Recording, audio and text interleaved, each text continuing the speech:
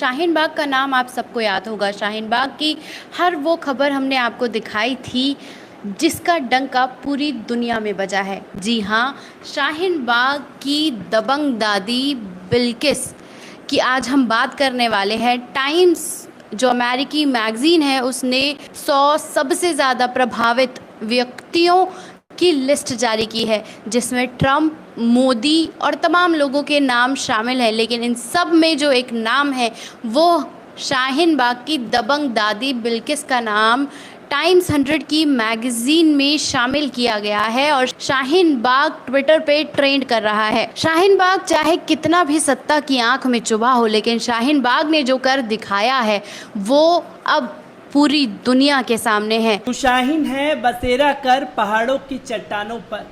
82 साल की शाहीन बाग की दादी बिल्किस को आप में से कौन भूला होगा। अगर आप भूल भी गए हो तो टाइम मैगजीन ने न केवल उनको याद रखा है बल्कि उनको दुनिया के 100 सबसे प्रभावशाली व्यक्तियों की सूची में भी इस साल जगह दे दी है। जी हाँ, हम शाहीन बाग की दादी की ही बात कर रहे हैं, जो देश भर में महिलाओं द्वारा CA/NRC के खिलाफ किए जा रहे शांतिपूर्ण विरोध आंदोलन का चेहरा बन गई थी। शाहीन बाग की दादी जब बेलोस अंदाज में उंगलियों पर अपने पिता की 10 पुश्तों के नाम गिनाकर देश के प्रधानमंत्री को ऐसा ही करने की चुनौती देती थी, तो लोग वो वीडियो बार बार रिवाइंड कर देखते रह जाते थे। हालांकि इसी टाइम मैगजीन की सूची में भारतीय प्रधानमंत्री को शामिल तो किया गया है, पर उसके कारण किसी भी तरह से गर्व करने लायक नहीं है। बिल्किस की जुबान से उनके देसी लहजे में बोले गए संविधान शब्द ने संविधान को लोक में वो जगह दे दी जो कि हमेशा से होनी चाहिए थी। इस साल की अपनी सालाना दुनिया के सर्वाधिक प्रभावशाली 100 लोगों की लिस्ट में बिल्किस को जगह देते हुए टाइम मैगजीन ने अपनी टिप्पणी में लिखा, बिल्किस ने अधिनायकवाद की ओर फिसलते जा रहे देश में अलोकप्रिय सच बोलने के कारण जेलों में धकेले जा रहे एक्टिविस्टों और छात्र नेताओं को उम्मीद और ताकत दी और देश भर की औरतों को शाहीन बाग जैसा ही शांतिपूर्ण प्रदर्शन करने की प्रेरणा दी। टाइम मैगजीन ने बिल्किस को अपनी आइकन्स कैटेगरी में जगह दी है, जिसमें उनके साथ कोविड-19 से लड़ाई में अपने कमाल के काम के चलते दुनिया भर में मशहूर हो गई। Veteran America nurse Ameo Sullivan और ब्लैक लाइव्स मैटर आंदोलन की संस्थापिका एल्सिया गार्जा पेट्राइस्कुलर्स और ओपर टोमटी भी शामिल हैं। टाइम के लिए बिल्किस पर फीचर लिखा है और भारतीय पत्रकार राणा अय्यूब ने, और इसी सूची में दुनिया के नेताओं की सूची में 12वें स्थान पर भारत के प्रधानमंत्री नरेंद्र मोदी को भी रखा गया है। इस लिस्ट में पहले पायदान पर कोरोना से लड़ रहे अमेरिकी के निदेशक डॉक्टर एंथनी फासी भी हैं, जिन्होंने ट्रंप प्रशासन और राष्ट्रपति के सामने झुकने और मीठे बोलने से साफ इनकार कर दिया। तो अमेरिका में उपराष्ट्रपति के पद के लिए डेमोक्रेट उम्मीदवार कमला हैरिस भी हैं। लेकिन इसी सूची में भारत के प्रधानमंत्री नरेंद्र मोदी उन सारे कारणों से हैं जिसके कारण उनको ऐसी सूची में आने पर खुश नहीं होना चाहिए। टाइम मैगजीन ने नरेंद्र मोदी के नेतृत्व में भारत के लोकतंत्र को दिन ब दिन गहराते साए में आता बताया है। टाइम मैगजीन की सूची में नरेंद्र मोदी दुनिया के नेताओं में हैं, तो लेकिन जर्मनी की चांसलर एंजेला मार्केल, चीनी राष्ट्रपति शी जिनपिंग और अमेरिकी प्रेसिडेंट डोनाल्ड ट्रंप समेत कई नेता उनसे ऊपर हैं। लेकिन नरेंद्र मोदी के लिए इस सूची में रखे जाने के पीछे टाइम मैगजीन की टिप्पणी बेहद चिंताजनक है। नरेंद्र मोदी के बारे में इस सूची में टिप्पणी करते हुए कहा गया कि दुनिया के सबसे विविधतापूर्ण लोकतंत्र में दलाई लामा तक को जगह मिली, लेकिन नरेंद्र मोदी के उदय के बाद भारतीय लोकतंत्र का बहुलतावाद अब हमले की जद में है। मुस्लिमों के खिलाफ लक्षित हिंसा बढ़ी है। मैगजीन टिप्पणी करती है कि भारत 7 दशक से दुनिया का सबसे बड़ा लोकतंत्र है।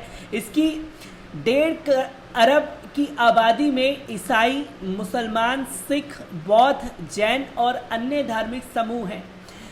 सभी यहाँ रहे और अपने जीवन का अधिकार समय भारत में बिताने वाले दलाई लामा ने इसे सौहार्द और स्थिरता का उदाहरण कहा था। नरेंद्र मोदी ने इन सब पर शंका पैदा कर दी है। मैगजीन पीएम मोदी नरेंद्र सत्ताधारी भाजपा और वर्तमान सरकार पर टिप्पणी करते हुए कहती है, सशक्तिकरण को लोकलू भावन वादे पर चुनाव जीतने के बाद नरेंद्र मोदी की हिंदू राष्ट्रवादी भारतीय जनता पार्टी ने न केवल भद्रता को खारिज कर दिया बल्कि बहुलता को भी खारिज कर दिया। खासतौर पर भारत के मुसलमानों को निशाना बनाया गया। वैश्विक महामारी का समय असहमति को ठिकाने लगाने के लिए इस्तेमाल किया गया और इस तरह विश्व का सबसे चमकदार लोकतंत्र और अंधेरे की ओर गिरने लगा। भारतीय पीएम मोदी पर टाइम मैगजीन के लिए इंट्रो फीचर खुद टाइम के editor in large Karl Vick ने लिखा है। फिलहाल मीडिया और दक्षिणपंथी संगठनों के निशाने पर आए हुए बॉलीवुड के लिए भी इस सूची से अच्छी खबर है। कलाकारों की सूची में हिंदी फिल्मों के युवा अभिनेता आयुष्मान खुराना को भी टाइम के दुनिया के 100 सर्वाधिक प्रभावशाली लोगों में जगह मिली है। आयुष्मान का परिचय फीचर खुद दीपिका पादुकोण ने लिखा है और वे आयुष्मान के लिए लिखती हैं, जहां ज़्यादातर पुरुष प्रधान किरदार आमतौर पर स्टीरियोटाइप मर्दानगी के घेरे में फिसल जाते हैं। आयुष्मान ने सफलतापूर्वक और भरोसेमंद तौर पर ऐसे किरदारों में खुद को ढाला है जो इन स्टीरियोटाइप को चुनौती देते हैं। इस सूची के आने के बाद जहां आयुष्मान और बिल्किस दादी के समर्थक, प्रशंसक और साथ ही उनको बधाई देने में जुटे हैं, देश में लगातार बेरोजगारी, आर्थिक मंदी और कृषि बिल के विरोध में आंदोलन जूझ रही है। सरकार के समर्थकों की ओर से टाइम मैगजीन के दावों पर सवाल और बहिष्कार के हैशटैग का इंतजार है। ब्यूरो रिपोर्ट, पल-पल न्यूज। जब हम क्या करेंगे तो अब सड़कों पर उतरने का वक्त आया है। शाहीन बाग को लेकर सत्ता में और तमाम उन भक्तों ने, तमाम उन नेताओं ने, तमाम उन मंत्रियों ने उन्हें क्या क्या नहीं कहा। वो रेप करेंगे, वो लूट मार करेंगे, वो मारपीट करेंगे, वो दंगा करेंगे। ये सब इल्ज़ाम शाहीन बाग की महिलाओं और उन तमाम प्रोटेस्टर्स पर लगाए गए। लेकिन उन सब के बाद जब 100 इन्फ्लुएंसर की लिस्ट में बिल्किस दादी का नाम सामने आता है तो सरकार के मुंह पर तमाचा पड़ता है। और ये तमाचा इसलिए है क्योंकि चाहे आप जितना भी ढिंडोरा पीट कर शाहीन बाग महिलाओं और उन तमाम प्रोटेस्टर्स को बदनाम कर लें, लेकिन दुनिया ने दादी को इन्फ्लुएंसर की लिस्ट में नाम शामिल कर बता दिया है कि वो कितना प्रभावशाली हैं। दादी की दबंगई प्रभावशाली होने के साथ साथ शाहीन बाग की उन तमाम महिलाओं को दिल से सलाम जिन्होंने शाहीन बाग के प्रोटेस्ट को थामे रखा। फिर चाहे वहाँ गोलियां चलीं, लाठी बरसे, तमाम हरकतें की गईं, लेकिन महिलाओं ने मोर्चे को संभाले रखा और दादी फ्रंट में आकर खड़ी रहीं कि आपको मारना है, पीटना है, आपको जो सलूक करना है, हम यहीं बैठे हैं, आइए जो करना है करिए, हम कहीं नहीं जाएंगे। कि जो आपने किया वो क्यों किया, उसकी क्या ज़रूरत थी, देश के भविष्य को आगे बढ़ाना था।